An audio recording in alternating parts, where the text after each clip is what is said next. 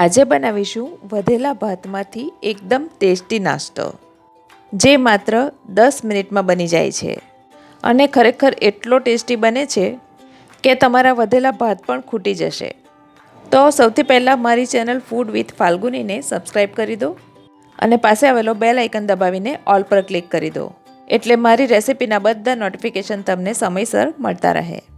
તો અહીં મેં એક નાનો વાડકો ભરીને ભાત લીધો છે અને એમાં 2 મોટી ચમચી ભરીને મેંદો ઉમેર્યો. તમારે તમારા ભાતની ક્વોન્ટિટી પ્રમાણે મેંદાનું પ્રમાણ વધઘટ કરી લેવાનું. એમાં ઉમેર્યું છે 1 કેપ્સિકમ, જેને ઝીણું સુધારી લીધું છે.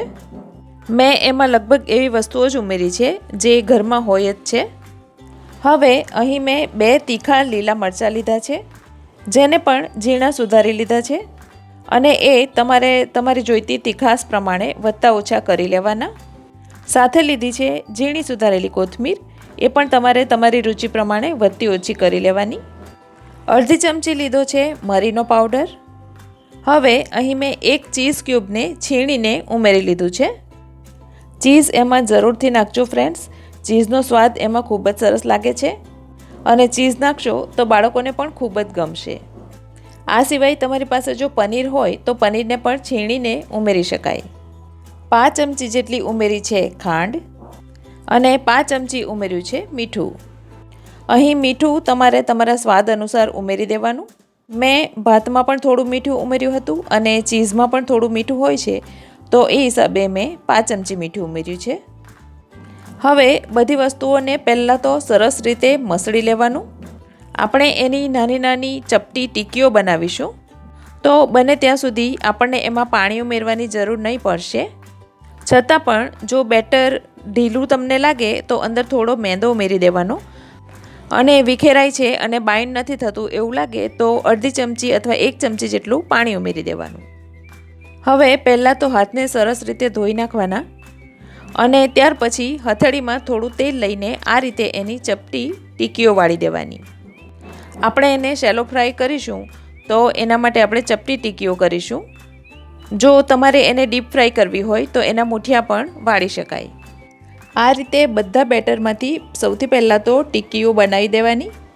તો આપણી બધી ટીકીઓ વાળીને તૈયાર છે. હવે આપણે એક પેન લઈ લઈશું અને આપણે એને શેલો ફ્રાય કરવાના છે, તો ફ્લેટ પેન લેવાનું અને એમાં આ રીતે થોડું તેલ મૂકીને ગરમ કરવા માટે મૂકી દેવાનું.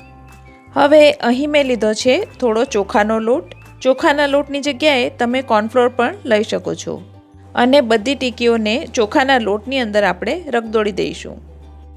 બધી ટીકીઓને ઉપર નીચે કરીને બધી તરફથી ચોખાના લોટમાં કોટ કરી દેવાની અને ત્યાર પછી મીડિયમ ગરમ તેલમાં એને આપણે ફ્રાય કરી દઈશું. પેનમાં સમાય એટલી ટીકીઓ મૂકી દઈશું અને એક તરફ ગોલ્ડન બ્રાઉન થાય ત્યાં સુધી એને થવા દઈશું.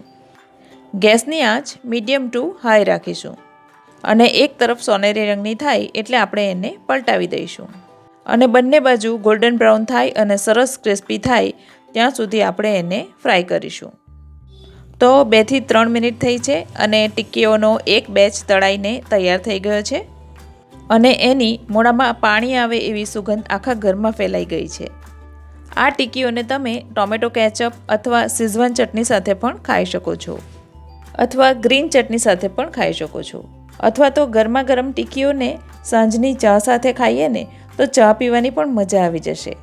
તો મને કમેન્ટ કરીને જરૂરથી જણાવજો કે મારી આ રેસિપી તમને ગમી કે નહીં. જો ગમી હોય તો વિડીયોને લાઈક આપજો. તો ફરી મળીશું આવી જ એક નવી રેસિપી સાથે. ત્યાં સુધી મને રજા આપો. આવજો.